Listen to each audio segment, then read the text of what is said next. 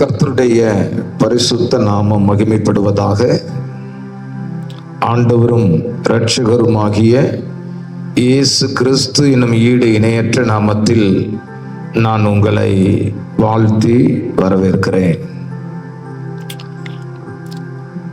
சாபத்திலிருந்து ஆசீர்வாதத்துக்குள் என்ற செய்திக்கு இயேசுவின் நாமத்தில் உங்களை அன்போடு அழைக்கிறேன். கடந்த பதிவை நீங்கள் கேட்டிருப்பீங்கன்னு நான் நினைக்கிறேன். ஒருவேளை நீங்கள் அதை பார்க்காம இருந்தீங்கன்னா அதை பார்த்துட்டு இந்த செய்தியை தொடர்ச்சியாக நீங்கள் கேளுங்க.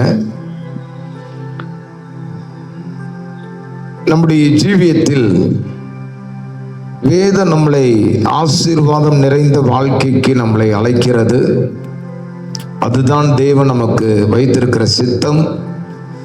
நம் ஆசீர்வாதமாய் இருப்பது ஆண்டவருக்கு பிரியம். இதெல்லாம் போன செய்தியில நான் உங்களோடு பகிர்ந்து கொண்டேன். அதிலும் மிக முக்கியமாக நான் ஆசீர்வாதத்துக்குள் நம்ம கடந்து போக சாபத்தின் வல்லமைகளிலிருந்து நம்ம விடுபடுவது அவசியமாய் இருக்கிறது. சாபத்தின் வல்லமைகள் விடுபடாமல் நம்ம ஆசீர்வாதத்தை அனுபவிக்க முடியாது. சாபத்தில் வல்லமையில் நம்ம இருக்கிறோமா என்பதை எப்படி கண்டுபிடிக்க? போன செய்தியில் உபாகமம் 28வது அதிகாரத்தில் பிந்தின பகுதி, அதாவது 15வது வசனத்திலிருந்து முதல் 14 வசனங்கள் ஆசீர்வாதத்தை கூறுகிறது. நம்ம எல்லாருக்குமே அந்த வசனங்கள் தெரியும். ஆனால் அடுத்த பகுதி நிறைய பேர் நம்ம படிச்சிருக்க மாட்டோம்.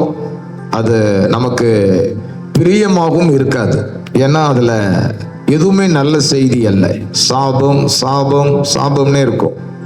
ஒரு மனிதன் சாபத்துக்குள் இருக்கும்போது அவன் எப்படி பிரச்சனைகளை மனதளவிலும் சரீர பிரகாரமாகவும் அவன் அனுபவிக்கிறான் என்பதை ஒவ்வொரு வசனமும் தெளிவுபட சொல்லியிருக்கும். நீங்க அதை வாஸ்தாலே தெரியும் நீங்க சாபத்தில் இருக்கிறீர்களா இல்லையா என்று. மிகவும் தெளிவாக ஒரு சாட்சி கூட நான் சொன்னேன். ஒரு வாலிப தம்பி நான் சாபத்தில் இருக்கிறேன் என்பதாக சொன்ன பொழுது, எப்படி அது உனக்கு தெரியும் என்று நான் கேட்ட பொழுது, உபாகமம் 28 அந்த வசனத்தை அவன் கோடிட்டு காண்பித்தான். எப்படி அவனுக்கு தெரிந்தது? அந்த பகுதியை அவன் வாசித்ததினால். பகல்ல இன்னொருத்தருக்கு கண்ணுக்கு எதிரே தெரிகிற பொருள் இவனுக்கு தெரியவில்லை. மதி மயக்கமாய் குருட்டாட்டம் என்று அந்த இடத்துல எழுதப்பட்டிருக்கிறது. இரவில் தடவி திரிவது போல பகலில் நீ தடவி திரிவாய் என்று சொல்லி. அப்ப நீங்களும் அந்த உபாகமம் 28ல உள்ள வசனங்கள் எல்லாவற்றையும் நீங்கள் படிக்கும் பொழுது கட்டாயம் சாபத்தில் ஏதோ ஒரு சில சாபம் உடைய வாழ்க்கையில் இருக்கிறது என்பதை நீங்கள் கட்டாயம் அறிந்திருப்பீர்கள். சரி, இன்னைக்கு எப்படி சாபம் நம்முடைய வாழ்க்கையில வருகிறது, அதற்கு என்ன தீர்வு, இது ரெண்டு மட்டும் உங்களோடு நான் பகிர்ந்து கொள்ள விரும்புகிறேன். எப்படி சாபம் நம்முடைய வாழ்க்கையில வர முடியும்? ரொம்ப சிம்பிளா நீங்க புரிஞ்சு கொண்ட போதும். நிறைய வசனங்கள் இருக்கு, அதெல்லாம் எடுத்து வாசித்து நான் நேரத்தை வீணடிக்க விரும்பவில்லை. நீங்கள் புரிந்து கொண்டால் போதும். இரண்டாவது, சாபத்திலிருந்து நீங்கள் விடுதலையானால் போதும். அதனால நீங்கள் புரிந்து கொள்ளும் வண்ணமாக நான் சொல்ல விரும்புகிறேன். சாபம் எப்படி வருகிறது? பாவத்தின் விளைவு. பாவத்தின் விளைவு சாபமாக மாறுகிறது. பிராக்டிகலா என் ஜீவியத்தில் நாம் கண்கூடாய் பார்த்த நிறைய சம்பவங்கள்ல ஒன்னே ஒன்ன நான் கோடிட்டு காண்பிக்க விரும்புகிறேன். ஒரு முறை நானும் என்னுடைய தகப்பனாரும் நரிக்குறவர்களை சந்திக்கும்படி அவங்க இருக்கிற இடத்துக்கு நாங்கள் போயிருந்தோம்.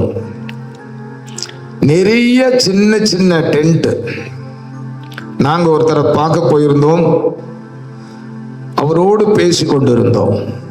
அப்பொழுது பக்கத்து டென்ட்ல இருக்கிற ஒரு நபர் மேல் மூச்சு கீழ் மூச்சு வாங்க உயிருக்கு போராடி கொண்டு சத்தம் போட்டு கொண்டு இருந்தார்.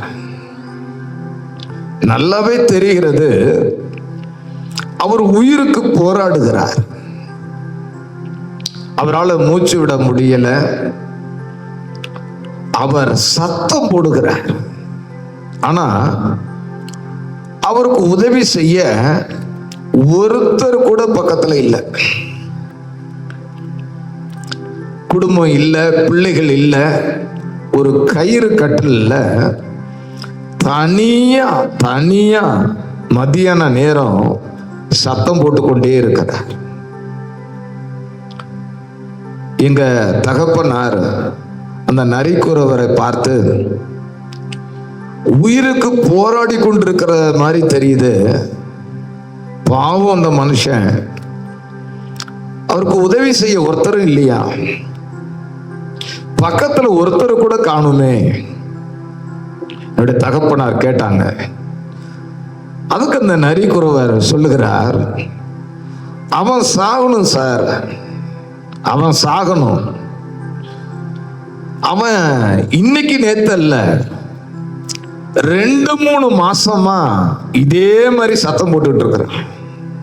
எங்களுக்கு ஆச்சரியமா இருந்துச்சு. இதே மாதிரி 2-3 மாசமாவா? ஆமா. அவன் இன்னும் சித்திரவதைப்பட்டு தான் சாவான் என்று சொல்லி ரொம்ப கடுமையாய் பேசினார்.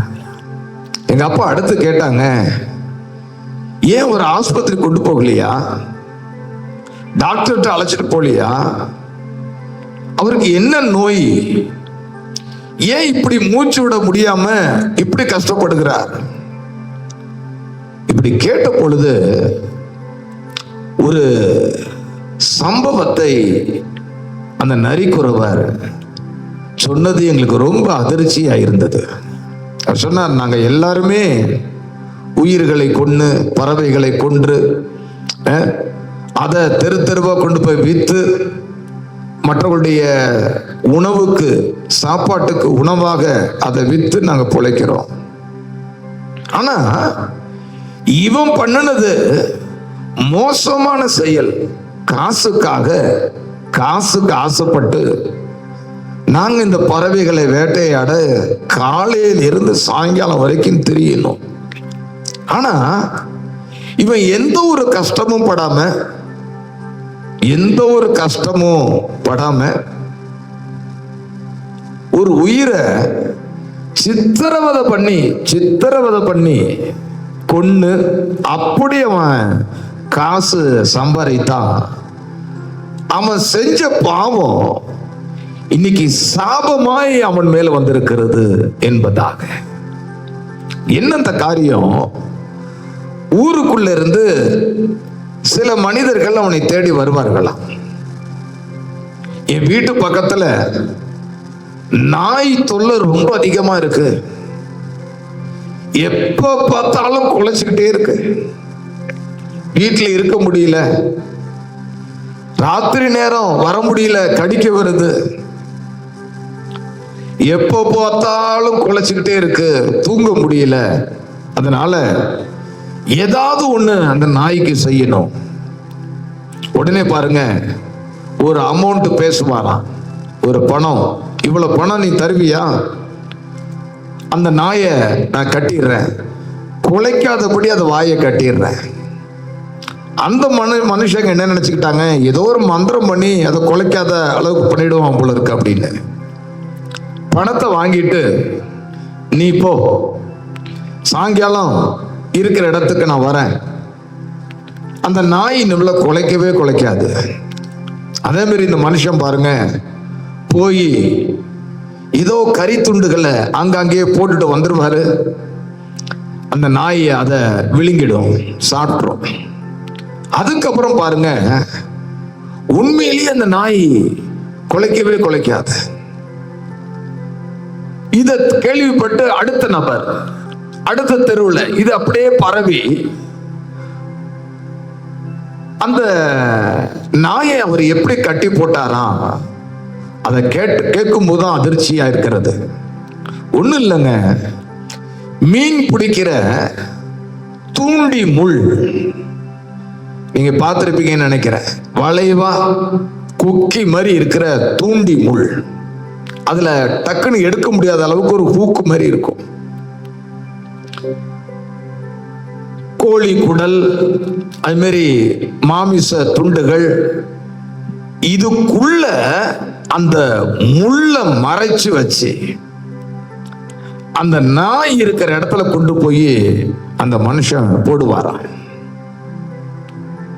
அந்த நாய் பாருங்க, பசியில தெருல கிடக்கிற நாய் அதை அவசர அவசரமா சாப்பிட்டு விழுங்கிடுமா. இப்ப அந்த மாமிசத்துக்குள்ள இருந்த அந்த தூண்டி முள்ளும் சேர்ந்து உள்ள போய் சரியா மூச்சு குழல் தொண்டை பகுதியில் போய் அதை மாட்டிக்குமா. நல்லா கவனிங்க, இப்ப அந்த முள்ளு கரெக்டா தொண்டை பகுதியில் மாட்டிக்கொள்ளுமா. உள்ளாரையும் போக முடியாது, வெளியிலேயே அந்த முள்ளு இப்ப வர முடியாது. அந்த நாய் குலைக்க முயற்சி பண்ணும்போது அந்த முள்ளு மேலும் கீழுமா இழுக்குமா. குலைக்க ட்ரை பண்ணோம், குலைக்க முடியல. இப்ப பாருங்க, அந்த நாய் சாப்பிடவும் முடியல. ஏன்னா தொண்டையில முள்ளு மாட்டி இருக்கு. அந்த முள்ளு மேலும் கீழும் அறுக்கிறது. என்னைக்காவது மீன் சாப்பிடும் போது தொண்டையில முள்ளு மாட்டின அனுபவம் உங்களுக்கு இருக்கும். அந்த நேரம் பாருங்க, கண்ணுல இருந்து தண்ணி வந்துடும். அந்த கொஞ்ச நேரம் சாப்பாட்டை உருண்டே போட்டு அப்படியே முழுங்க பார்ப்போம். சில நேரம் நல்லா உள்ள போய் குத்துருச்சுன்னா பயங்கர வேதனை, பயங்கர வேதனை. அப்ப இது உள்ளரையும் போக முடியாது, வெளியிலையும் வர முடியாது.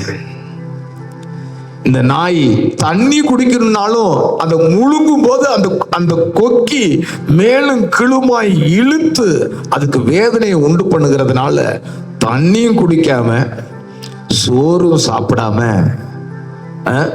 கிட்டத்தட்ட 1.5 மாசம் 2 மாசம் சித்திரவதைப்பட்டு கடைசியில் இந்த நாய் பாருங்க அப்படியே மௌனமா ஆகி, குலைக்கவே குலைக்காம மௌனமம் ஆகி மூச்சு விட கஷ்டப்பட்டு இறுதியில் ரொம்ப வேதனையா சாகுமா. இப்படிதான் அந்த மனுஷன் காசுக்கு ஆசைப்பட்டு, அதே கூட்டத்தில் இருக்கிற குறவர்கள் காலையிலிருந்து வேட்டையாடி, அவங்க வேட்டையாடின அந்த பறவைகளை பல மைல் தூரம் நடந்து நடந்து கூவி அதை விற்று களைப்போடு திரும்பி வரும் பொழுது இந்த மனுஷன் நல்லா குடிச்சு வெறிச்சு ஜாலியா இருப்பானா. அவங்களெல்லாம் பார்த்து சிரிப்பானா. பைத்தியக்காரங்க, நான் எப்படி இருக்கிறேன் பாத்தியா, எந்த வெயிலையும் அலையல, எந்த கஷ்டமும் படல, நான் இருக்கிற இடத்துக்கு தேடி மனிதர்கள் வராங்க, எனக்கு எந்த பிரச்சனையும் இல்லை என்று சொல்லி தொடர்ந்து அதை செய்து கொண்டே இருந்திருக்கிறார். பக்கத்தில் இருக்கிறவங்களாம் சொல்லி இருக்கிறாங்க, சித்திரவதை பண்ணி கொல்றியே. அந்த நாய் அதை சாப்பிட்டுட்டு உடனே சாகல, மாத கணக்காய் தண்ணி இல்லாம சோறு இல்லாம சித்திரவதை பண்ணி அதை சாகிறது உனக்கு நல்லது இல்லை அப்படின்னு எத்தனையோ முறை எச்சரிச்சும் அவன் அதை பெருசாவே எடுத்துக்கல. அவருக்கு தேவையானது இப்ப பணம் பணம் பணம். காலையிலிருந்து சாயங்காலம் வரைக்கும் அலைஞ்சாலும் கிடைக்காத எளிமையான பணம், இதையே தொழிலாய் வருஷ கணக்கா செஞ்சிருக்கிறாரு. இப்ப பாத்தீங்களா, கடவுள் மனிதனாகிய நம்ம மேல மட்டும் அக்கறையா இல்லைன்னு, அந்த பறவைகள் மேலையும் விலங்குகள் மேலையும் ஆண்டவர் அக்கறையா இருக்கிறார். பைபிள் ஒரு வசனம் இருக்கு, நீதிமான் தன் மிருக ஜீவன்களை காப்பாற்றுகிறான் என்று எழுதியிருக்கிறது. காப்பாற்றுகிறான், நீதிமான் தன் மிருக ஜீவன்களை காப்பாற்றுகிறான். ஆனால் இந்த மனுஷன் காப்பாற்றல, மாறா சித்திரவதை செய்து இது பாருங்க, சாபமாய் இந்த பாவத்தின் விளைவு. அன்னைக்கு அவருக்கு ஒண்ணும் தெரியல, மற்றவங்களை இவர் பைத்தியக்காரனா பாக்குறாரு. இப்படி காலையிலிருந்து சாயங்காலம் வரைக்கும் வெயில் அலைஞ்சு கருவாடா வர, ஆனா நான் எப்படி இருக்கிறேன் பாருன்னு, காசுக்கு ஆசைப்பட்டு செஞ்ச இந்த காரியம் வாழ வேண்டிய வயசு இல்லை.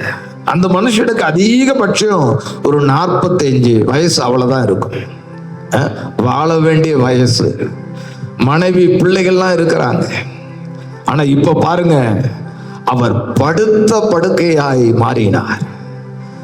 அந்த நாய் சாவதற்கு முன்பு எப்படியெல்லாம் கஷ்டப்பட்டுச்சோ அதே கஷ்டம் கொஞ்சம் கூட மாறாம,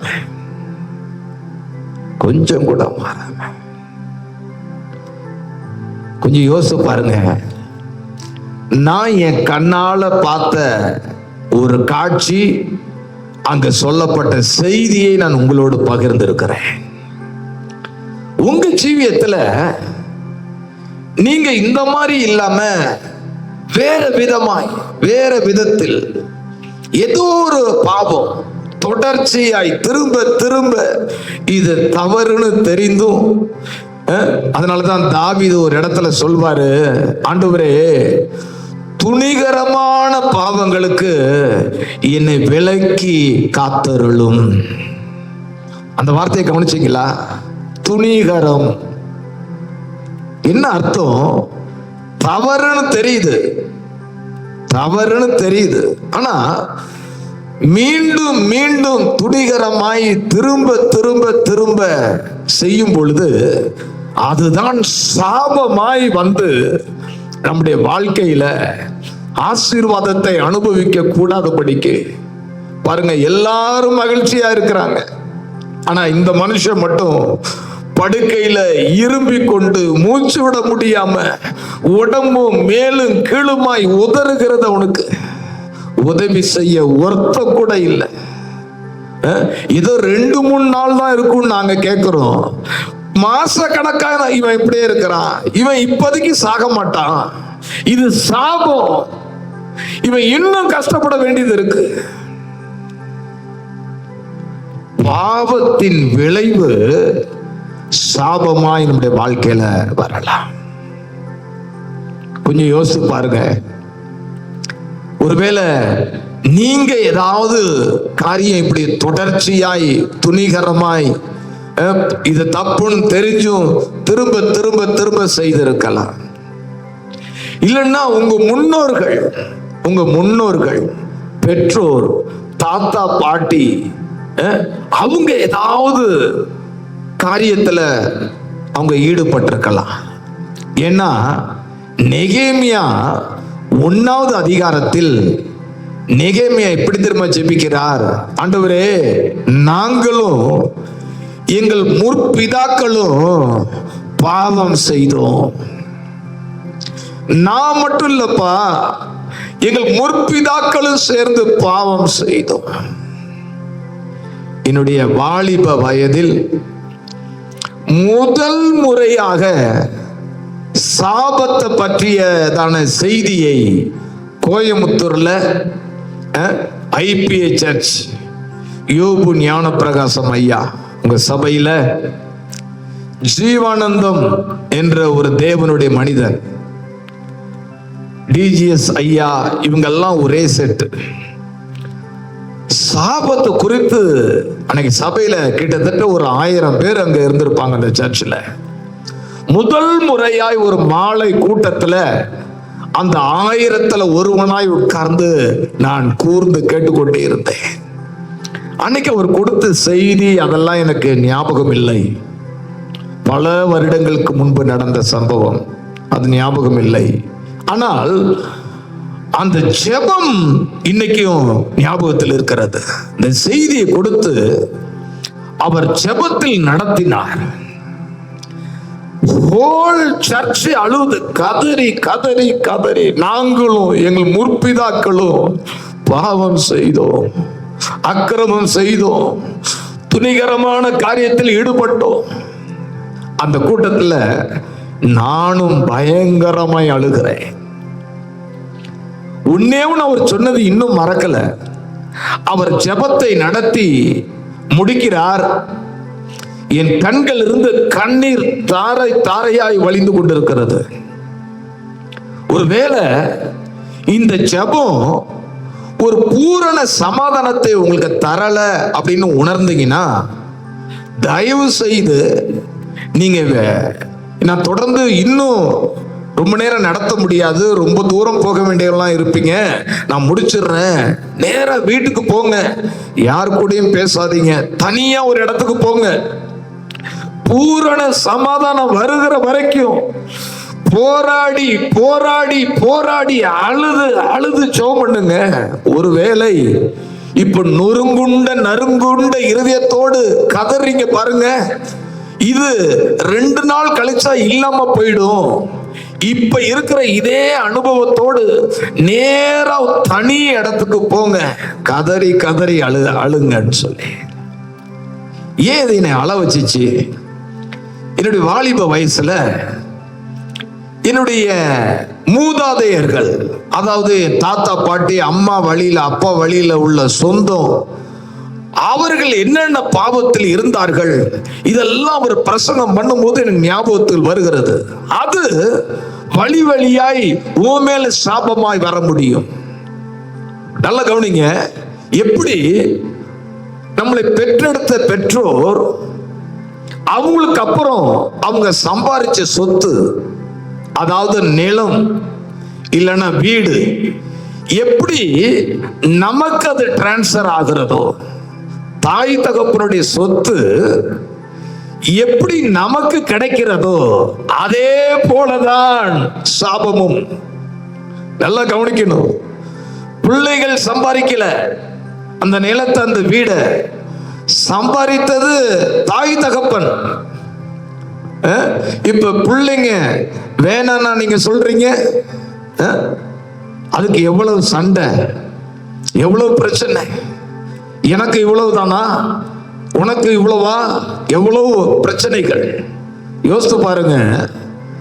தாய் தகப்பன் சம்பாதித்த சொத்து எப்படி அந்த பிள்ளைகள் மேல ஆட்டோமேட்டிக்கா வருகிறதோ, அதே போல முற்பிதாக்களுடைய பாவம், அவங்க செஞ்ச அக்கிரமம், துணிகரம் சாபமாய் நம்மளை பின்தொடர முடியும்.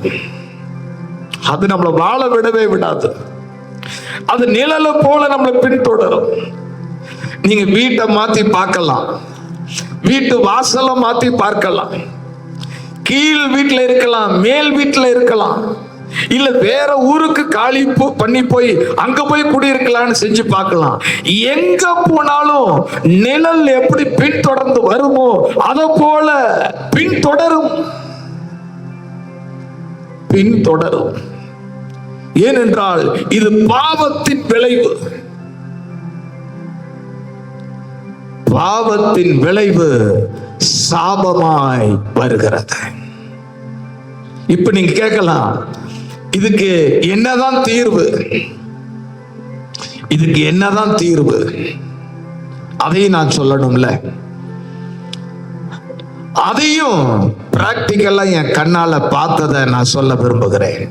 இதே பக்கத்துல சிதம்பரம் ஒரு பிரைவேட் ஹாஸ்பிட்டல், ஒரு தகப்பனும் ஒரு மகளும் நள்ளிரவு 12 மணிக்கு மேல ஆகிட்டு இருக்கு. ஊரே அமைதியா இருக்கு, எல்லாரும் தூங்கிட்டாங்க, ஊரே அமைதியா இருக்கு. இந்த தகப்பன் தன்னுடைய மகளை வைத்துக் கொண்டு ஆஸ்பத்திரியில் இருக்கிறார். அந்த சகோதரிக்கு வயிற்று பகுதியில் ஏதோ ஒரு பிரச்சனை, தாங்க முடியாத வலி. டாக்டர் காலையில தான் வந்து இதெல்லாம் சரி பண்ண முடியும், ஆனா இப்ப மாத்திரை சாப்பிடணும், இந்த மாத்திரையை கொடுங்கன்ட்டு டாக்டர் போயிட்டாங்க. அந்த ஹாஸ்பிட்டலே அலறுகிறது. இவங்க ஒரு நபர் கத்துற கத்து, அப்படி தாங்க முடியாம, அந்த வலியை தாங்க முடியாம அந்த சகோதரி கத்து கத்துன்னு கத்துறாங்க. டாக்டர் காலையில தான் வருவோன்னு சொல்லிட்டாங்க. அங்க யார் இருக்கிறா? நர்ஸ் இருக்கிறாங்க.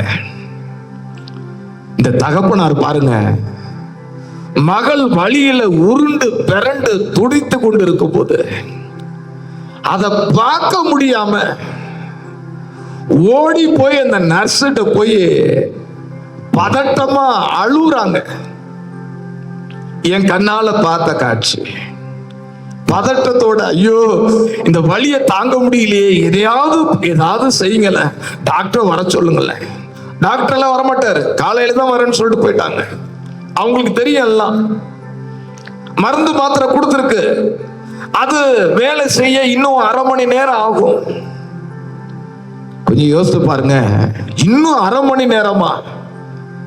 இன்னும் 1/2 மணி நேரம் இப்படியே தான் இருக்குமா? இந்த வலி போகாதா? அந்த தகப்பனாரால் அதை பொறுத்துக்க முடியல. பாசம் நிறைந்த மகள் கத்தி கத்தி கத்தி கூச்சல் எடுக்கிறத பார்க்க முடியாம இங்கும் அங்குமாய் ஓடி உடையறத யாராவது ஒரு நர்ஸ் மனம் இறங்க மாட்டாங்களா? ஒருத்தர் கடினமா இருந்தாலும் இன்னொருத்தர் பட்சமா இருக்க மாட்டாங்களான்னு சொல்லி ஒவ்வொரு அறைக்கும் போயிட்டு போயிட்டு வர்றத நான் பார்த்துக்கிட்டே இருக்கிறேன். இறுதியாக என்ன தெரியுமா செஞ்சாரு? இங்கதான் நீங்க கவனிக்கணும். இறுதியாய் அவர் ஒரு கிறிஸ்தவர், அந்த மகளுக்கு பக்கத்துல முழங்கால் படியிட்டார். அந்த மகள் அருகில முழங்கால் படியிட்டு வானத்தை அண்ணாந்து பார்த்து என்ன தெரியுமா சொன்னாரு? கடவுளே, என் மகளுக்கு இருக்கிற வலி வேதனைய எனக்கு கொடுத்துரும். அவ கஷ்டப்படுறத என்னால பார்க்கவே முடியல, அவ வேதனைப்படுறத என்னால பார்க்கவே முடியல. அதனால என் மகளுக்கு இருக்கிற வலி வேதனைய நான் எடுத்துக்கிறேன், எனக்கு வரட்டும், எனக்கு வரட்டும், என் மகள் எப்படியாவது விடுதலை ஆகட்டும். அந்த வார்த்தையை வானத்தை அண்ணாந்து பார்த்து சொல்லிக்கிட்டே இருக்கிறேன். நான் இதை பார்த்துக்கிட்டே இருக்கிறேன். ரொம்ப நேரம் பார்த்தும் இந்த வழி அந்த தகப்பனார் எடுத்துக்கவும் இல்லை, அந்த மகள் விடுதலையாகவும் இல்லை. ஆனா ஆனா பரலோகத்திலிருந்து மாம்சத்தில் வெளிப்பட்ட தேவ குமாரனாகிய இயேசுவை குறித்து வேதம் சொல்லுகிறது. அவர் நம்ம எல்லாருக்காகவும் சாபமானார். கலாத்தியர் 3:13 அப்படி சொல்லுகிறது. மரத்தில் தூக்கப்பட்ட எவனும் சபிக்கப்பட்டவன் என்று எழுதியிருக்கிறபடி கிறிஸ்து நம் எல்லாருக்காகவும் அவர் சாபமானாராம். ஏசாயா 53 சொல்லுகிறது, நம்முடைய மீறுதல் நிமித்தம் அவர் காயப்பட்டார், நம்முடைய அக்கிரமத்து நிமித்தம் அவர் நொறுக்கப்பட்டார், நமக்கு சமாதானத்தை உண்டு பண்ணும் ஆக்கினை அவர் மேல் வந்தது, அவருடைய தழும்புகளினால் குணமாகிறோம். நாம் எல்லாரும் ஆடுகளை போல அவனவன் வழி தப்பி தன் தன் வழியிலே போனோம். நம் எல்லாருடைய அக்கிரமங்களையும் தேவன் அவர் மேல் விழ பண்ணினார். இயேசுவின் நாமத்துல சொல்லுகிறேன், எவ்வளவு பயங்கரமான சாபத்தில் இருந்தாலும், எவ்வளவு மோசமான சாபத்தில் இருந்தாலும், நான் சொல்றேன், அந்த சாபத்தில் இருந்து நீங்களும் நானும் முற்றிலும் விடுதலையாக முடியும். 100% விடுதலையாக முடியும். பாருங்க, அந்த மனுஷனுக்கு இயேசுவை சொல்ல ஒருத்தரும் இல்லை. அவர் காதுல எதைதான் கேட்கிறாரு? இவன் இப்படிதான் சாகணும். எத்தனையோ உயிரை சித்திரவதை பண்ணி நாய்களை கொன்னா, அது இவன் மேல சாபமாய் வந்திருக்கிறது. இவன் இப்படிதான் சாகணும்னு எல்லாரும் அவனை கை நழுவிட்டாங்க. அவர் காதலையும் பாருங்க, ஆமால நான் செஞ்ச இந்த பாவம் சாபமா என் மேல வந்திருக்கிறது, நான் இப்படிதான் சாகணும். ஆனா சாபத்தை சுமந்த, நம்முடைய மீறுதல் அக்கிரமங்கள் எல்லாம் சுமந்த தெய்வத்தை பத்தி சொல்வதற்கு ஒரு நபரும் இல்லை. இரண்டாவது சொன்ன இந்த சாபத்திலிருந்து தீர்வு ஒரே ஒருத்தர் தான், அவர் இயேசு. ஹல்லேலூயா. முடிஞ்சா இந்த ஒரே ஒரு சரணத்தை பாடுவோமா? இயேசுதான் அதற்கு தீர்வு. ஹல்லேலூயா. Thank you Jesus. இயேசு சாபங்கள் போக்குவார், இயேசு சாபங்கள் நீக்குவார், இயேசு பாவங்கள் போக்குவார், இயேசு சாபங்கள் நீக்குவார், இயேசு எந்தன் நேசரே, இணையற்ற என் இயேசுவே. ஹல்லேலூயா. ஆமென். ஹல்லேலூயா. ஆமென். ஹல்லேலூயா. ஆமென். ஹல்லேலூயா. ஆமென். இயேசு பாவங்கள் போக்குவார், இயேசு சாபங்கள் நீக்குவார், இயேசு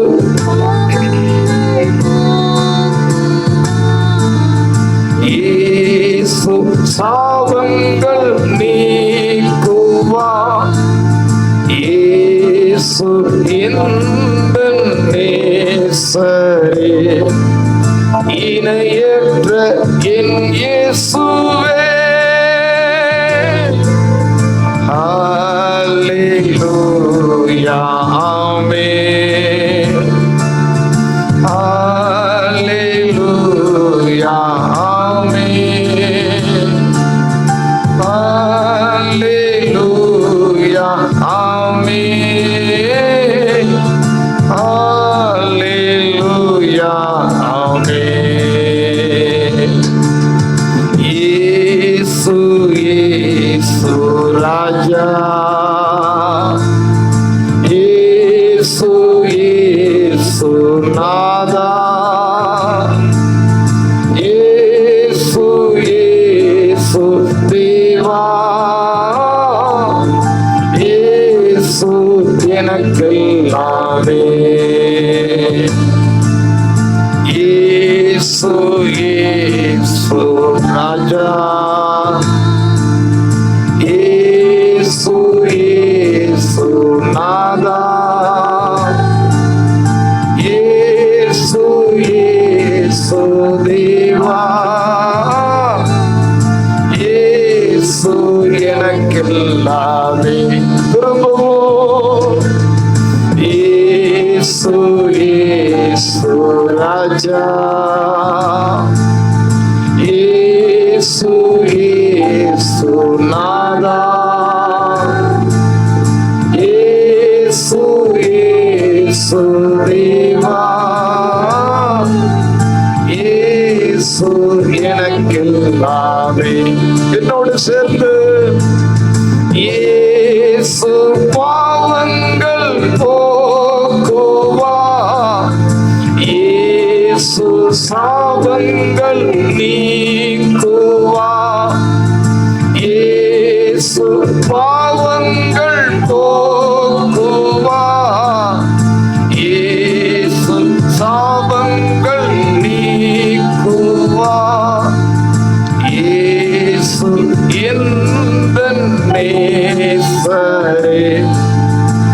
இணையற்ற என் இயேசுவே. ஹல்லேலூயா ஆமென். ஹல்லேலூயா ஆமென். ஹல்லேலூயா ஆமென். ஹல்லேலூயா ஆமென். ஹல்லேலூயா ஆமென். ஹல்லேலூயா ஆமென். ஹல்லேலூயா ஆமென். ஹல்லேலூயா ஆமென்.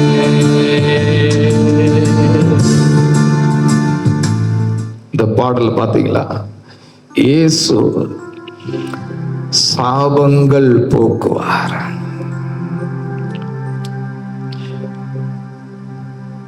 சாபத்திலிருந்து விடுதலை பெறணும்னா ஒரே வழி இயேசு.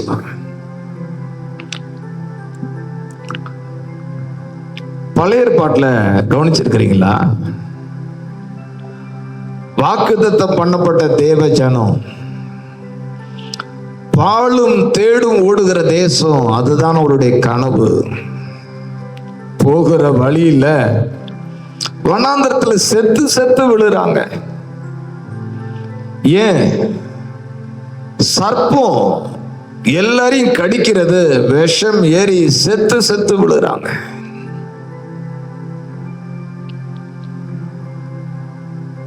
சர்ப்பம் எதை குறிக்குதுன்னா சாத்தான், பிசாசு. மோசேட்ட ஆண்டவர் சொல்லுகிறார், ஒரு வெண்கல சர்ப்பத்தை உண்டு பண்ணி அதை ஒரு கம்பத்தில் ஏற்றி வானத்துக்கும் பூமிக்கு நடுவாய் உயர்த்தி அதை தொங்கவை என்று சொல்லி. நடந்தது என்ன? மோசே அப்படியே செஞ்சார். பாம்பு கடிக்கிறது நிக்கல, அது கடிச்சுக்கிட்டு தான் இருக்கு.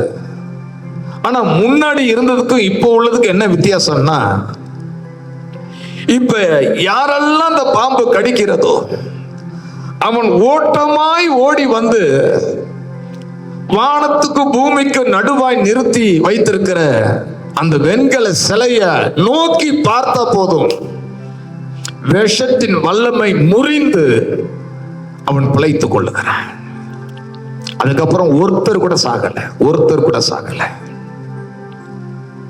இந்த இடத்துல ஒரு சத்தியத்தை நான் சொல்ல விரும்புகிறேன். அந்த சர்ப்பம் எப்படி வந்திருக்கும்? வெண்கலம் எவ்வளவு உறுதியானது!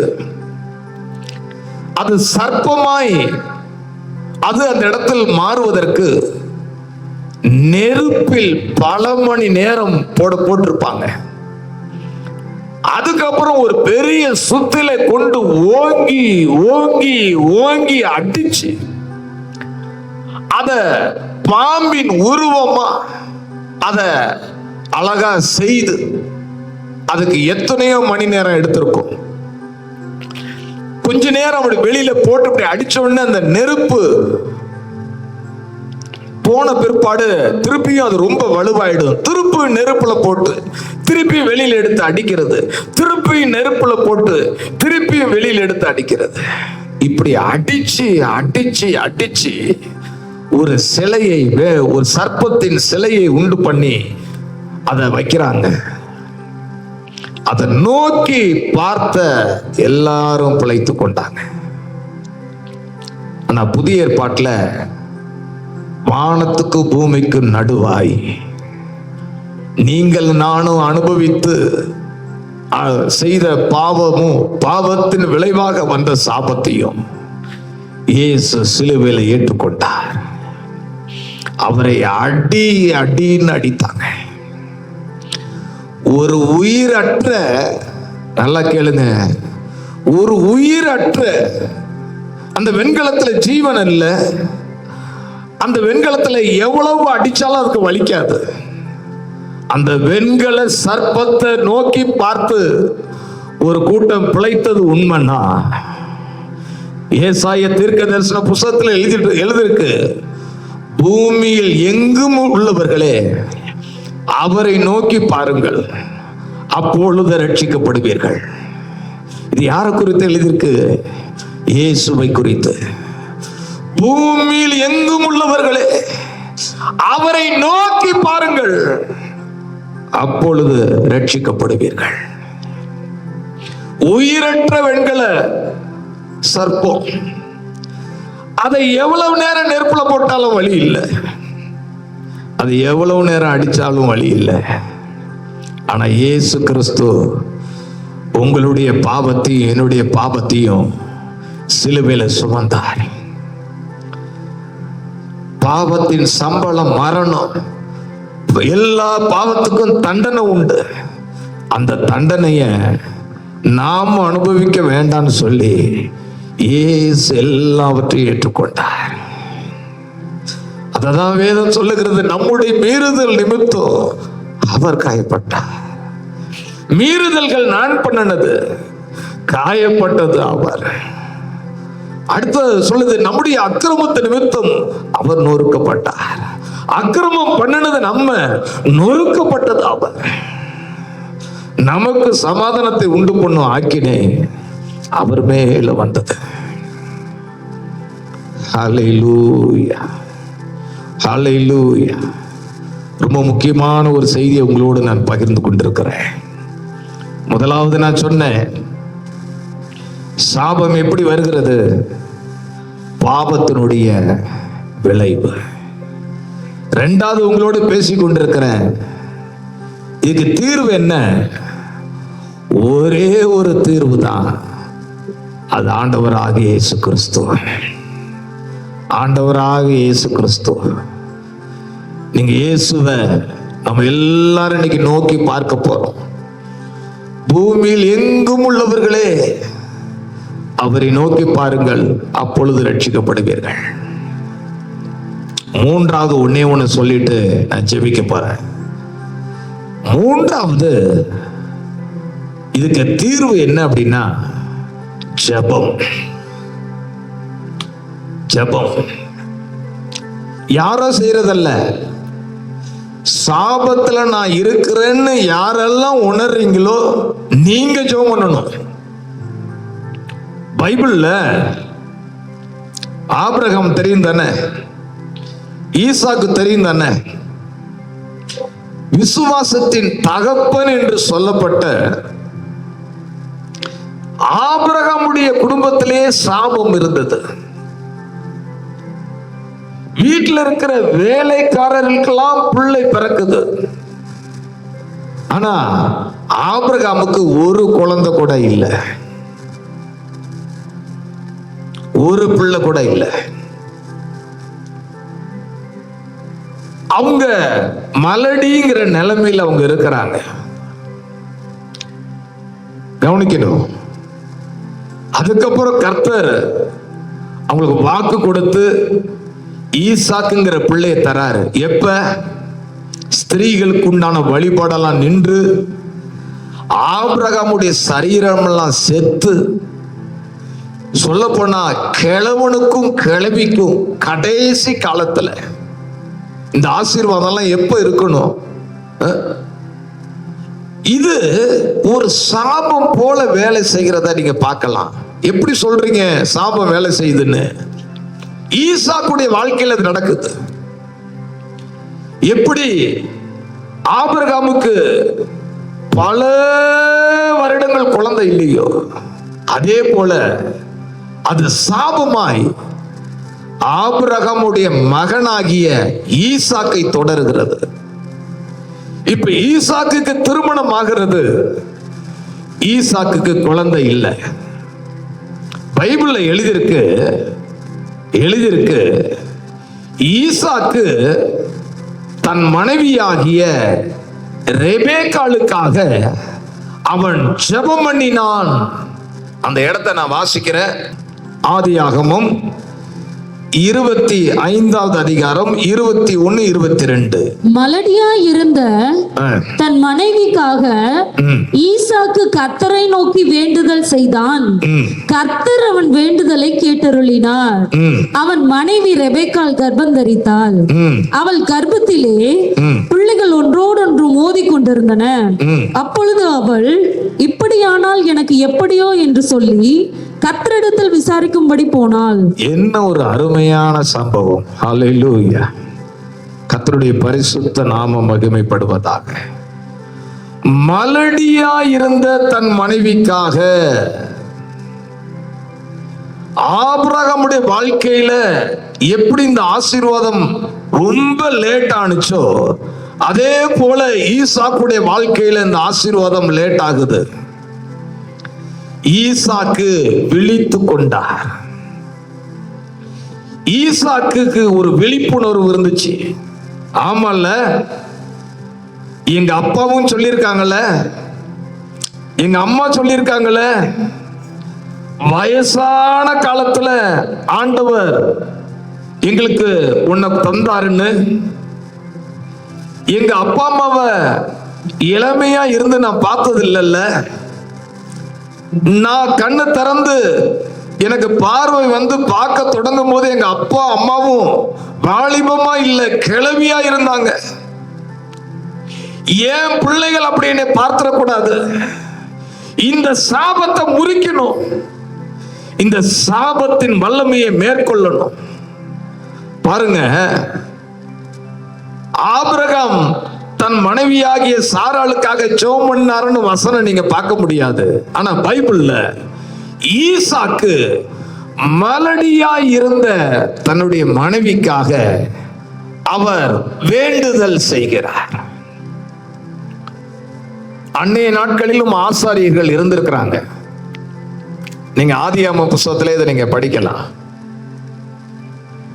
இல்ல யாரோ தகப்பனார் பெரிய ஜெப வீரர், அப்பா வாங்க ஜெபம் பண்ணுங்க கூப்பிட்டிருக்கலாம். மலடியா இருந்த தன் மனைவிக்காக ஈசாக்கு கர்த்தரை நோக்கி வேண்டுதல் செய்தான்.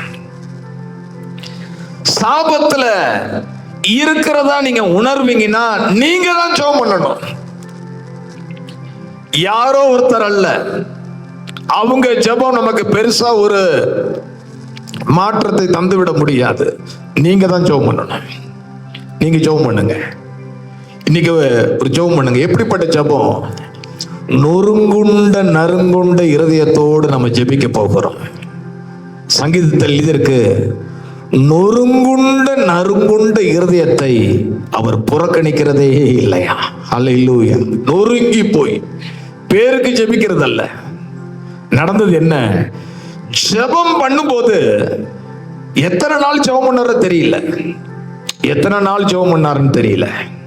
ஆனா அற்புதம் காணும் வரை ஜெபத்தை நிறுத்த போவதில்லை என்று சொல்லி உறுதியான தீர்மானத்தோடு ஈசாக்கு ஜெபித்திருக்க வேண்டும். ஆண்டவர் பாருங்க, சாபம் முறியும் பொழுது இரட்டத்தனையான ஆசீர்வாதம். ஒரு குழந்தை இல்லை, இவ்வளவு நாள் வெயிட் பண்ணினதுக்கு, இவ்வளவு நாள் காத்திருந்ததற்கு. ஒரு வசனம் சொல்லுதுல்ல, துன்பத்தை கண்ட நாட்களுக்கு தக்கதாய் எங்களை சரியாய் மகிழ்ச்சியாக்கும். ஹல்லேலூயா. சாபம் முறியும் பொழுது அதுதான் நடக்கும். துன்பத்தை கண்ட நாட்களுக்கு தக்கதாய் சரியா எங்களை மகிழ்ச்சியாக்கும். கர்ப்பத்துல இரட்ட பிள்ளைகள். ஏசா யாக்கோபை தந்து கர்த்தர் ஆசீர்வதித்தார். ஹல்லேலூயா. நம்ம ஜெபிக்க போகிறோம். ரொம்ப முக்கியமான நேரம். பைபிள்ல நிறைய ஆதாரங்கள் இருக்கு. எனக்கு வேத ஞானம் இருக்குங்கிறத உங்களுக்கு காண்பிக்கணும்னு சொல்லி நான் நேரம் எடுத்துக்கொள்ள விரும்பல. நீங்க விடுதலை ஆகணும், நீங்க ஆசீர்வாதத்துக்குள்ள போகணும். அது மட்டும்தான் எங்களுடைய நோக்கம். அதனால நான் பைபிள்ல இருந்து நிறைய உதாரணத்தை காண்பிக்கல. பிராக்டிக்கலா என் வாழ்க்கையில நான் பார்த்ததை நான் உங்களோடு பகிர்ந்திருக்கிறேன்.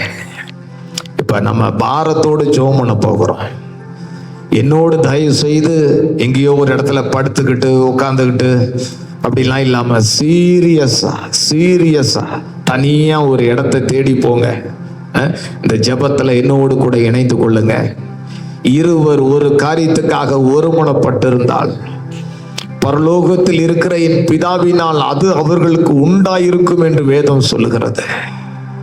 இந்த உலகத்தில் எந்த தெய்வமும் செய்யாத ஒரு காரியத்தை இயேசு உங்களுக்காக எனக்காக செய்திருக்கிறார். இந்த பாத்திரம் என்னை விட்டு நீங்க கூடுமானால் நீங்கும்படி செய்யும் என்று சொன்ன இயேசு அதே வாயால இன்னொரு ஜெபம் செய்கிறார். இந்த பாத்திரத்தில் பானம் பண்ணினால ஒழிய இது என்னை விட்டு நீங்குவதில்லை என்று தெரியும் பொழுது உங்களுடைய சித்தம் ஆகட்டும் என்று சொல்லி அந்த கோர சிலுவைக்கு ஒப்பு கொடுத்தார். தலையிலிருந்து கால் வரைக்கும் அவரை சிதைத்தார்கள். ஹல்லேலூயா, ஹல்லேலூயா. உங்களுடைய என்னுடைய பாவத்தை இயேசு சிலுவையில ஏற்றுக்கொண்டார். உங்களை விடுதலையாக்காமல் இருப்பாரா? ஆண்டுடைய பிரசன்னம் நம்மத்தில கடந்து வரட்டும். ஹல்லேலூயா. நல்ல விடுதலையோடு ஜெபிக்க போகிறோம். ஜெபம் நான் பண்றதை நீங்க கேட்க கூடாது, என்னோடு இணைந்து நீங்க ஜெபிக்கணும். அதுதான் எங்களுக்கு மிக முக்கியமான நேரம். என்னோடு சேர்ந்து நீங்க ஜெபம் பண்ணுவீர்களானால் இயேசுவின் நாமத்தில் நான் சொல்லுவேன், இந்த செய்திக்கு முன்னாடி இந்த செய்திக்கு பின்னாடி அப்படின்னு நல்லா வித்தியாசப்படுத்தி பார்க்குற அளவுக்கு உங்க ஜீவியத்துல பெரிய மாற்றத்தை ஆண்டவர் தருவார். நம்ம எல்லாரும் ஜெபம் பண்ணுவோமா? ஹல்லேலூயா, ஹல்லேலூயா. அப்படியே ஒரு சரணத்தை அப்படியே பாடி ஹல்லேலூயா.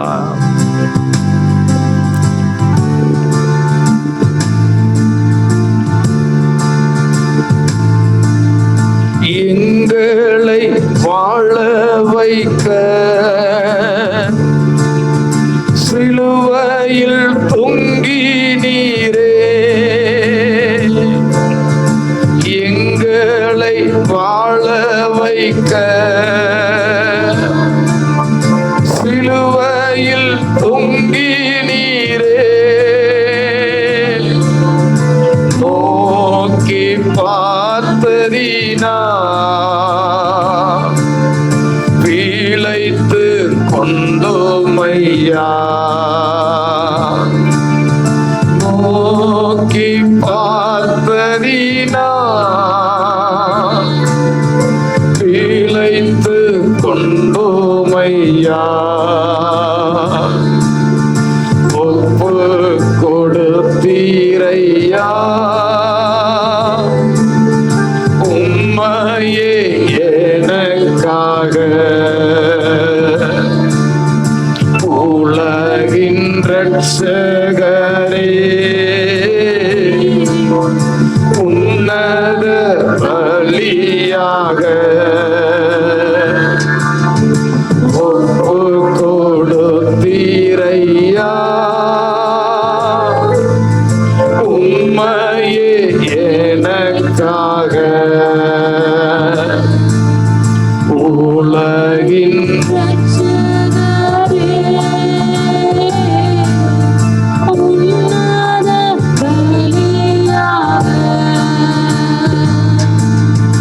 எங்களை வாழ வைக்க சிலுவையில் தொங்கி நீரே,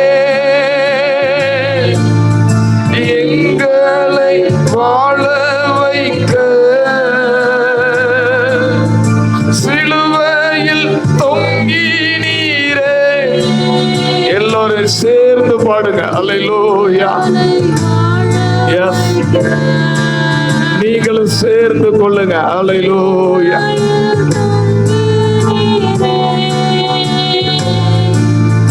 நோக்கி பார்த்ததினா பிழைத்து கொண்டோமையா, நோக்கி பார்த்ததினா. ஆமாண்டவரே, சிலுவை காட்சிய எங்க கண் முன் கொண்டு வருகிற ராஜா. ஓ, தேங்க்யூ, தேங்க்யூ. சிலுவை சிலுவை காட்சியை மற்ற எல்லாம் மறக்கட்டும், மற்ற எல்லாம் உங்களுக்கு மறந்து போகட்டும். ஹல்லேலூயா, ஹல்லேலூயா. தாவீது சொல்லுகிறார், கர்த்தரை எப்போதும் எனக்கு முன்பதாக நான் நிறுத்தி வைக்கிறேன். ஆமென். இப்ப சிலுவை காட்சி, சிலுவையில தொங்குகிற இயேசுவ எல்லாரும் அப்படியே கண்ணை மூடி ஹல்லேலூயா உங்க மைண்ட்ல அந்த காட்சியை கொண்டு வாங்க. ஆமென். ஹல்லேலூயா, ஹல்லேலூயா. உங்களுக்காக ரத்தம் சிந்தினார், தலையில முள்முடி, முள்முடி. ஹல்லேலூயா. ஏன் உங்க யோசனைகள்லாம், உங்களுடைய யோசனை ஒரு தெளிந்த புத்தி, ஒரு தெளிந்த புத்தி. ஹல்லேலூயா. பைத்தியமா அல்ல, ஒரு தெளிந்த புத்தியோட நீங்களும் நானும் இந்த பூமியில வாழணுங்கிறதுக்காக உங்க மைண்ட், என்னுடைய மைண்ட் சாபத்தின் வல்லமையினால் ஆட்கொள்ளப்படாம கிறிஸ்துவின் சிந்தையினால் நிரப்பப்பட அந்த கோர அந்த கிரீடத்தை, அந்த முட்கிரீடத்தை இயேசு ஏற்றுக்கொண்டார். ஹல்லேலூயா. அவர் தலையில ஓங்கி ஓங்கி ஓங்கி அதை அடித்தாங்க. ஹல்லேலூயா. அது தலைக்குள் இறங்கினது, அது கண்கள் வழியா அந்த முள்ளெல்லாம் வெளியே வந்துச்சா. ஹல்லேலூயா. காரி அவர் முகத்துல உமிழ்ந்தாங்களாம், அவருடைய தாடி மயிரை பிடிச்சு இழுத்தாங்களாம். ஹல்லேலூயா. நீ நிந்தை அனுபவிக்க கூடாது, பரியாசத்தை நீ அனுபவிக்க கூடாது. என் புள்ள கீர்த்தியும் புகழ்ச்சியுமா இருக்கணும், பேரும் புகழுமா இருக்கணும்னு சொல்லி அதெல்லாம் ஏற்றுக்கொண்டார். ஹல்லேலூயா, ஹல்லேலூயா. அவருடைய கையில ஆணி கடவப்பட்டது. எதுக்கு? எது செஞ்சாலும் தரித்திரம், எது செஞ்சாலும் வாய்க்கலன்னு சொல்ற பாரு, அந்த சாபத்தை முறிக்க இயேசு, இயேசு, இயேசு. ஹல்லேலூயா. ஆண்டவருடைய பிரசன்னம் இறங்கி கொண்டிருக்கிறது. இந்த ஜெபம் அநேகரை விடுதலை ஆக்குகிறது. ஹல்லேலூயா, ஹல்லேலூயா, ஹல்லேலூயா. Thank you, thank you Jesus. Hallelujah. நீ செய்வதெல்லாம் வாய்க்கணுங்கிறதுக்காக அவர் தம்முடைய கையில ஆணி கடாவப்படும்படி ஒப்பு கொடுத்தார் ஐயா. ஹல்லேலூயா, ஹல்லேலூயா. மாம்சத்துல இருக்கிற போராட்டம், மாம்சத்துல பல பல வியாதிகள், பல பல வியாதிகள், உச்ச தலை முதல் உள்ளங்கால் வரை இன்னைக்கு பல பல பல வியாதி. இந்த வியாதியிலிருந்து நீ விடுதலை ஆகணுங்கிறதுக்காக அவருடைய சரீரத்தை பிச்சு பிச்சு எடுத்தாங்க. ஒரு முறை அந்த சாட்டையை கொண்டு அடிக்கும் பொழுது அதன் முனையில இருக்கிற அந்த குண்டு, அதில் இருக்கிற அந்த கம்பி, அந்த வளையம் அப்படியே முதுகுல பதியுமா. இழுக்கும் பொழுது சரீரம் பிச்சுக்கிட்டு வருமா. தேவ பிள்ளையே, நீ நோயிலிருந்து விடுதலை ஆகணும். சரீரத்துல பாவத்தின் நிமித்தமாய், சாபத்தின் நிமித்தமாய் உன் சரீரத்துக்குள்ள நுழைந்த நோய்கள் இன்றோடு அறுபடணும். ஷக்கா ரேகபோ. ஹல்லேலூயா, ஹல்லேலூயா. இந்த அட்மாஸ்பியரே மாறுகிறது, இந்த அட்மாஸ்பியரே மாறுகிறது. ஹல்லேலூயா, ஹல்லேலூயா. கல்வாரியின் வல்லமை, கல்வாரியின் வல்லமை. ஹல்லேலூயா, ஹல்லேலூயா, ஹல்லேலூயா. Thank you, thank you. Hallelujah, hallelujah, hallelujah, hallelujah, hallelujah, Hallelujah. Thank you. Shakaradala. நோக்கி பார்க்கிறோம், சிலுவை நோக்கி பார்க்கிறோம், சிலுவை நோக்கி பார்க்கிறோம். ஆமென், ஆமென், ஆமென். அவர்கள் அவரை நோக்கி பார்த்தார்கள், அவருடைய முகம் வெட்கப்பட்டு போகல. ஹல்லேலூயா, ஹல்லேலூயா. நீ வெட்கப்பட்டதெல்லாம் போதும், அவமானத்தை சந்திச்சது போதும், நீ காத்திருந்தது போதும். கதறுங்க ஆண்டவரை நோக்கி, ஆண்டவரே என் பாவத்து நிமித்தமாய், ஆண்டவரே என்னுடைய துணிகரத்து நிமித்தமாய் இந்த காரியம் சாபமாய் எனக்குள் வந்திருக்குமே ஆகில் உங்க ரத்தம் என் மேல விளட்டோன்னு கேளுங்க. ஹல்லேலூயா. 1 யோவான்ல வசனம் அப்படி சொல்லுகிறது. ஹல்லேலூயா, ஹல்லேலூயா. நம் பாவத்தை அறிக்கையிட்டா நம்மளை சுத்திகரிப்பதற்கு அவர் உண்மையும் நீதியும் உள்ளவருமா இருக்கிறார். அந்த ரத்தம் ஒவ்வொரு மேலும் இறங்கட்டும், அந்த ரத்தம் இறங்கட்டும், அந்த ரத்தம் இறங்கட்டும். ஹல்லேலூயா.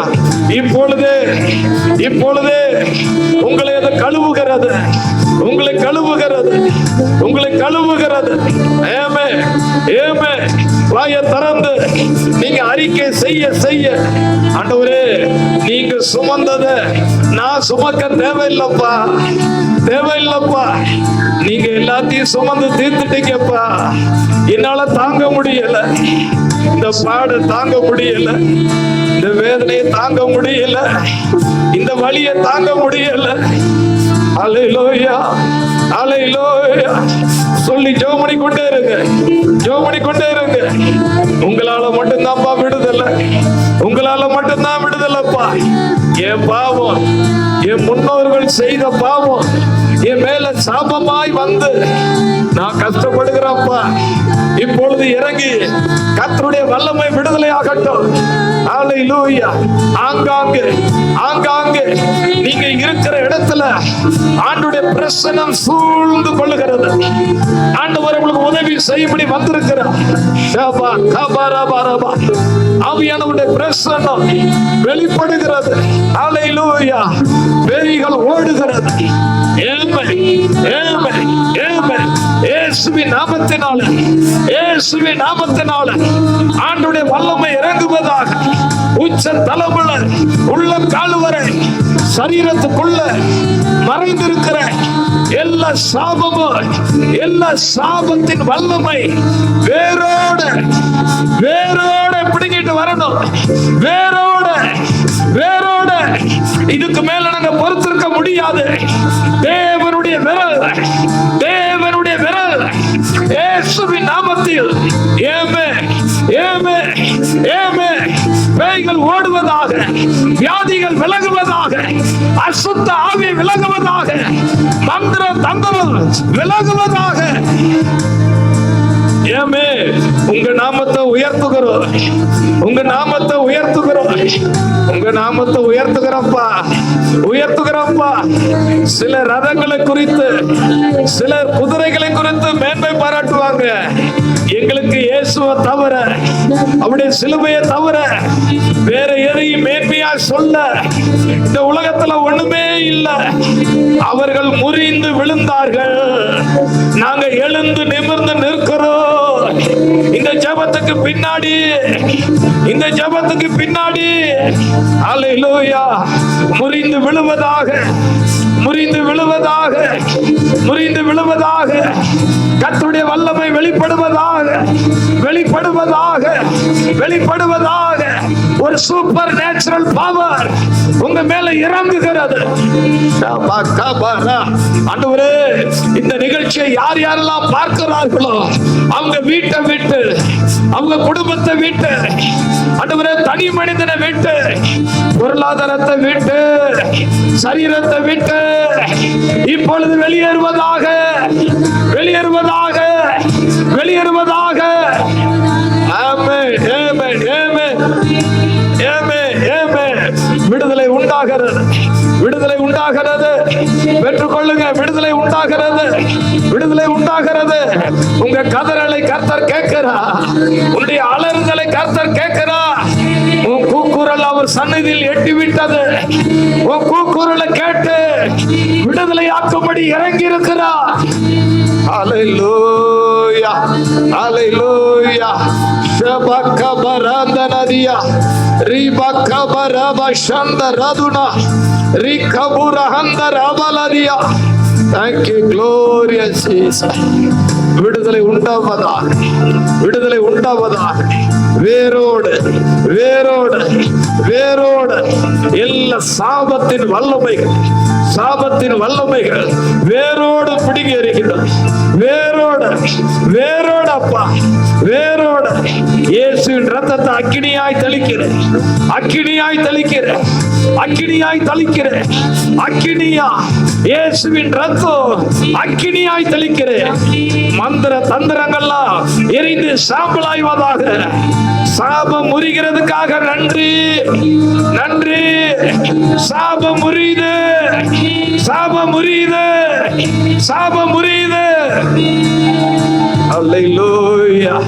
நன்றி மட்டும் சொல்லுங்க, நன்றி மட்டும் சொல்லுங்க. சொல்லுங்க, நான் விடுதலையாகிறேன், விடுதலையாகிறேன், விடுதலையாகிறேன், விடுதலையாகிறேன். இயேசுவை விடுதலையாக்குகிறார், விடுதலையாக்குகிறார், விடுதலையாக்குகிறார், விடுதலையாக்குகிறார். நோயிலிருந்து விடுதலை, பேயிலிருந்து விடுதலை, பாவத்திலிருந்து விடுதலை, அடிமைத்தனத்திலிருந்து விடுதலை. ஹல்லேலூயா, ஹல்லேலூயா. எல்லாம் எரிந்து சாம்பலாகிறது, சாம்பலாகிறது, சாம்பலாகிறது. ஒரு மரம் சாய்கிறது போல அடியோட வேரோட, ஆணி வேரோட பிடிங்கி கொண்டு விழுகிறது போல விழுது பாரு, விழுது பாரு. Thank you, Jesus. Thank you, Jesus. Hallelujah. Shabalabaladara. Hallelujah. Hallelujah. Hallelujah. Hallelujah. Jesus. உங்க ரத்தத்துக்குள்ள அவளை மறைக்கிறேன் ஆண்டவரே. ஒவ்வொருவரையும், ஒவ்வொரு குடும்பத்தையும் உங்க ரத்தத்துக்குள்ள நான் மறைக்கிறேன், உங்க ரத்தத்துக்குள்ள நான் மறைக்கிறேன். ஒவ்வொருவரையும் வேலி அடைத்து காத்துக்கொள்ளலாம். ஹல்லேலூயா. Thank you, Jesus. நல்லா கவனிங்க. வாலிப வயசுல கோயம்புத்தூர்ல ஐபிஏ சர்ச்சில் ஜீவானந்த ஐயா பிரேயர் நடத்தும் போது சொன்னதை நான் உங்களுக்கு சொல்றேன். இந்த பிரேயர் இன்னும் ஒரு முழுமையான சமாதானம் எனக்கு வரல அப்படின்னு உணர்வீங்கன்னா ஜெபத்தை நிறுத்தாதீங்க. ஜெபம் பண்ணிக்கிட்டே இருங்க, ஜெபம் பண்ணிக்கிட்டே இருங்க. எதெல்லாம் அறிக்கை செய்து ஆண்டவர்கிட்ட ஜெபம் பண்ணணுமோ நொறுங்குண்ட இருதயத்தோடு, ரொம்ப முக்கியம், தாழ்த்தி தாழ்த்தி நொறுங்குண்ட இருதயத்தோடு தொடர்ந்து ஜெபம் பண்ணிக்கிட்டே இருங்க. கட்டாயம் நீங்க விடுதலை ஆவீங்க. பரிபூரண விடுதலை, பரிபூரண விடுதலை. தொடர்ந்து அடுத்த வீடியோ நான் உங்களோட பகிர்ந்து கொள்வேன். சாபத்திலிருந்து ஆசீர்வாதத்துக்குள் அப்படிங்கிற செய்தி இன்னும் முடியல. இன்னும் தொடர்ச்சியா உங்களோட நிறைய வசன ஆதாரங்களோடு உங்களோட நான் பேசுவேன். நிச்சயம் 100% விடுதலையாகி ஆபிரகாம், ஈசாக்கு, யாக்கோபு வாழ்ந்தது போல ஒரு ஆசீர்வாதமான வாழ்க்கை வாழ்வதற்கு இந்த தேவ செய்தி உங்களுக்கு ரொம்ப பிரயோஜனம் உள்ளதா இருக்கும். ஹல்லேலூயா. கர்த்தர் பெரிய காரியங்களை உங்கள் வாழ்க்கையில் செய்வாராக. God bless you. God bless you. Amen. Amen.